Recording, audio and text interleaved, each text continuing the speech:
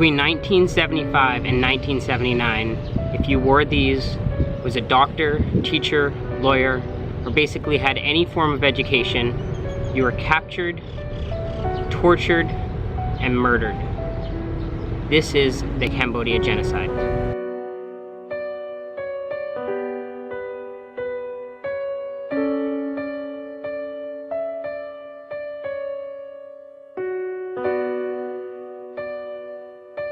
If you ever come and visit Phnom Penh, Cambodia, the #1 attraction is going to the killing fields and going to the S21 prison, which is a genocide museum. And when I originally decided to take this excursion, I thought I'd make a little mini documentary on it. And the more I filmed and the more I learned about it, the more I didn't actually want to make this video. So to all my subscribers out there that are used to the positive, happy, pop-off vlogs that you see every single day, this is not one of them. If you are not interested in learning about the Cambodian genocide, then please just hit stop, come back tomorrow. There's going to be your normal, positive, pop-off vlogs. If you are interested, then let me take you back to the Vietnam War. Between 1969 and 1973, the United States began a 4-year-long carpeted bombing campaign over Cambodia. During that time, the United States had dropped 2.7 million tons of bombs over Cambodia. This exceeds the amount it had dropped over World War II by almost 1 million tons. During this time, over 30% of Cambodia's population had to leave their homes and flee to a different part of the country to seek refuge. An estimated 500,000 people died because of these bombings, and hundreds of thousands more died because of just disease and starvation during this period. So all these bombings were happening in the countryside. Here's a map of where a majority of these bombings were happening.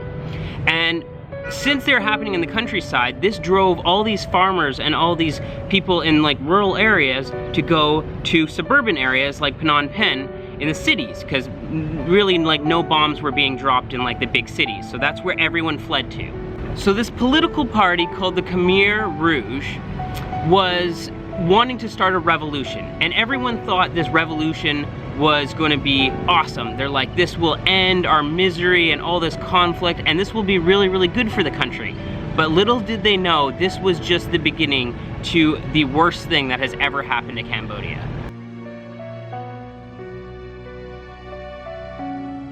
So these young soldiers would go through Phnom Penh and they would tell all these farmers and all these people that were moving into the city that more bombs were going to be dropped, and they were going to be dropped into the big cities. So they got them to get into trucks and to move them out of the cities. So all these people packed up their bags, they packed up their houses, and they left off to these rural areas. And they were told that they can return in 3 days. Well, that was a massive lie. And anyone that did not conform to it was executed. Now let me give you a little bit of backstory on the Khmer Rouge. So the Khmer Rouge was a communist party that kind of formed during the Vietnam War when all these bombs were being dropped on Cambodia. And it was headed by a guy named Pol Pot, this asshole. So Pol Pot was a psychopath, just like Stalin, just like Hitler, and every other genocide person. Unfortunately though, he's not really talked about a whole lot, so that's why I'm making this video, so that people know the history of what happened and what this guy did to this amazing country. So Pol Pot's big plan was to take Cambodia back to the Middle Ages. He thought that anyone that was educated would try to overthrow his revolution, so he took all these educated people and he either forced them to work in farms in rural areas, or he sent them off to one of the 196 prisons that were created during this revolution. So today I had the opportunity to go visit the S21 prison, which was basically the main prison out of the 196. It was the biggest one, and it was right here in Phnom Penh, and now it has been converted into a genocide museum. So what they would do is they would capture all these educated people, they put them in trucks, they blindfold them, they had no idea where they were going, they'd send them off to these prisons, and they'd put them all in their own little cells, and they would torture them until they confessed acts of treason. So what they claimed to think that all these educated people were doing was spying on Cambodia as part of the CIA or as part of Russia's KGB. So they thought all these educated people were spies that were trying to overthrow the revolution that was being started. So here's a couple quick stats on the S-21 prison. There was over 12,274 recorded people that had spent time in this prison. But once the revolution got overthrown, a lot of documents were lost, so they actually estimate that up to 20,000 people were held in just this very prison. So of all the people that were sent off to this prison, there's actually only 7 known survivors that were able to escape it. And these 14 graves that you see here were the 14 people that were last found dead when the revolution was taken over and this place was found. So they actually built like 14 proper graves for them. Now the really sad thing about S-21 and a majority of the prisons that were created were they used to be high schools. So these used to be places where people were learning and their children, and now they were these places where people would be tortured and massacred. Some people were tortured up to 3 times a day. They were given these little tiny cells with a small bed in them. Some of them didn't even have beds, and then they were also given this like steel box to go to the bathroom in, and that was it. And then if you were like, if your chain rattled or you made like any noise, they would come and they'd torture you. After one guy successfully committed suicide by jumping off the top parts of one of the buildings, they put bars on all the doors and all the windows, and they barbed wired the place up like crazy so that nobody could commit suicide and nobody could escape. And believe it or not, like, this place was total hell, but these prisoners weren't even supposed to die here. They were actually supposed to be sent off to the killing fields. All this place was for was to get them to just write down on a piece of paper that they committed to acts of treason, and they were actually like rebelling against the revolution. But nobody was actually supposed to die here, even though a majority of the people that came to these prisons did die. So you might be thinking, why the hell would Cambodians kill other Cambodians? This is just like horrible. Who's doing all this and why is it happening? So what they would do is they would recruit these children, and they were literally children. Like, I got to see pictures of all of them. The oldest were in their like early 20s, and the youngest were literally like 12, 13, maybe years old. They were very, very young, and they would recruit them from the countryside and manipulate them. And so these kids were easily manipulated.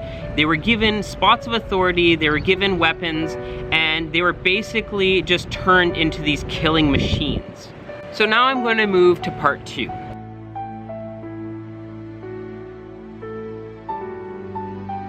So if someone successfully survived one of these prisons, they went through the torture, the mutilation, they confessed to rebelling against the revolution and spying on them, you were then taken and you were put into a truck and blindfolded.